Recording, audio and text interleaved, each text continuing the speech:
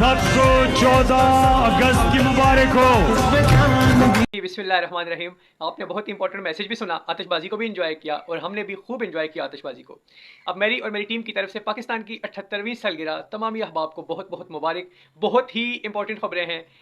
Adiala jail में cake लाया गया, लेके कौन आया, और ये केक 14 अगस्त की खुशी में भी है, और इस केक के कटने के साथ साथ कितने लोगों की ख्वाहिशात, उम्मीदें और मेरे ख्याल से हुकूमत की एक्सटेंशन भी शायद काटी गई है। तमाम तफसीलात आपके साथ डिटेल में शेयर करते हैं। अगर चैनल पे नए हैं तो 14 अगस्त की खुशी में चैनल को लाजमी सब्सक्राइब करें, वीडियो को लाइक शेयर और कमेंट ज़्यादा से ज़्यादा करें। नाज़रीन इकराम, अडियाला जेल से सबसे बड़ी खबर शेयर करते हैं आपके साथ, और इमरान खान साहब ने जो कौम के नाम पैगाम दिया आज के दिन के हवाले से, वो भी आपके साथ तफसील से शेयर करेंगे, और उस पैगाम से भी अंदाज़ा हो जाएगा कि सूरत हाल क्या बन रही है।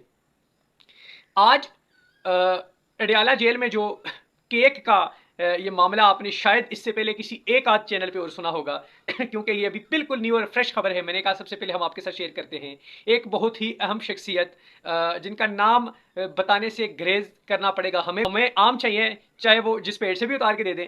खान की रिहाई पब्लिक की डिमांड है, चाहे वो किसी तरह से भी हो, कोई भी मुलाकात करे। एक खुशी की खबर है और तमाम पाकिस्तानियों के लिए खुशी की खबर है। 14 अगस्त जो कि बानी कायद आज़म रहमतुल्लाह अलैह, जिनको हम सलाम पेश करते हैं, उनकी अनथक कोशिशों और काविशों की वजह से पाकिस्तान मारिज़ वजूद में आया 1947 में। पाकिस्तान को बनाने का जो मकसद था वो मकसद ही यही था कि मुसलमानों को एक आज़ाद स्टेट मिलनी चाहिए, ताकि मुसलमान अपनी इबादत को बगैर किसी पाबंदी रोक रकावट के अपने फ़राइज़ को, इस्लाम के फ़राइज़ को सर अंजाम दे सके। अब हमें सबसे पहला जो मैसेज मिलता है वो यूनिटी का है। हम कामयाब तब ही होंगे जब हमारे अंदर यूनिटी होगी। और यूनिटी कैसे होगी? किसी एक पार्टी को पावर दे दी जाए, दूसरी पार्टी को क्रश कर दिया जाए, इस तरह से तो कामयाब नहीं होते, और इस तरह से कौमें बनती भी नहीं है। अनफॉर्चुनेटली पाकिस्तान आज 78 साल का हो गया है। हम लोग पाकिस्तान में तकरीबन 24 करोड़ आवाम का एक हजूम तो है, लेकिन हम एक कौम नहीं बन पाए अभी तक। जी हाँ, इंतहाई अफसोस से यह बात कहनी पड़ रही है कि हम एक कौम नहीं बन पाए अभी तक। जिस यूनिटी की हमें ज़रूरत थी वो नज़र नहीं आई उस तरह से कि जिस तरह से होनी चाहिए थी। पाकिस्तान में सियासी पार्टियों में जो एक नफ़रतें आ गई हैं। इससे पहले तो ठीक है, इलेक्शन के दौरान इस तरह के कड़वे कड़वे बयान आते थे इलेक्शन कैंपेन में जीतने के लिए, लेकिन अब तो ये मतलब एक ख़ानदानी नफ़रतें, एक दुश्मनी का सिलसिला ही चल गया है पाकिस्तान में, जो कि बहुत ही अनफॉर्चुनेट है। ये बिल्कुल भी नहीं होना चाहिए।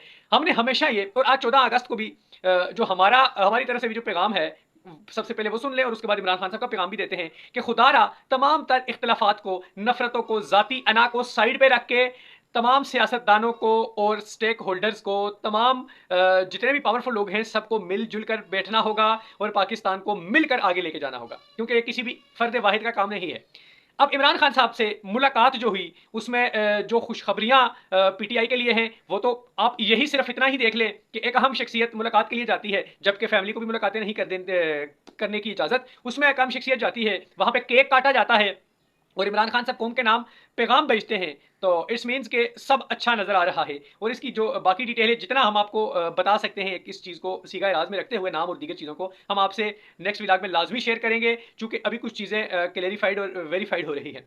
तो उस मुलाकात के बाद इमरान खान साहब ने जो पैगाम दिया कौम के नाम, वो यही था। मुबारक देने के बाद उन्होंने कहा कि हमें यूनिटी की ज़रूरत है, पाकिस्तानी आवाम को मिलकर एक तगड़ी किस्म की कौम बनने की ज़रूरत है। और ये 24 करोड़ अवाम जो है, ये 24 करोड़ फौजी हैं, हम सब अपनी पाक फौज मसल्ला अफवाज के साथ शाना बशाना खड़े हैं। और इस मैसेज के देने की दो मेन वजूहत थी। एक तो 14 अगस्त भी था, और दूसरा हिंदुस्तान दोबारा एक नई टेंशन क्रिएट करना चाह रहा है, दोबारा किसी जंग की तरफ बढ़ने का सोच रहा है। तो इस हवाले से भी इस इमरान खान साहब के मैसेज की अहमियत डबल हो जाती है कि हमें यूनिटी की ज़रूरत है।